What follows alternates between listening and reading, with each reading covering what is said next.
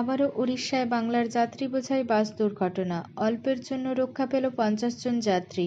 ঘটনাটি ঘটে উড়িষ্যার বালেশ্বর 16 নম্বর জাতীয় সড়কের ইন্দিরা চকের বস্তার কাছে। জানা যায়, উড়িষ্যা থেকে পূর্ব মেদিনীপুরের নন্দকুমারে ফিরছিল যাত্রী বোঝাই বাসটি। আসার সময় শনিবার ভোরে নিয়ন্ত্রণ হারিয়ে 16B জাতীয় সড়কের বালেশ্বরের ইন্দিরা চকে বস্তার কাছে ডিভাইডারে ধাক্কা মারে। বাসের মধ্যে থাকা প্রায় 50 জন যাত্রী ছিল, তাদের মধ্যে 5 জন যাত্রী গুরুতর আহত হয়। তাদেরকে বস্তার হাসপাতালে চিকিৎসা করা হয়, পরে ছেড়ে দেওয়া হয়।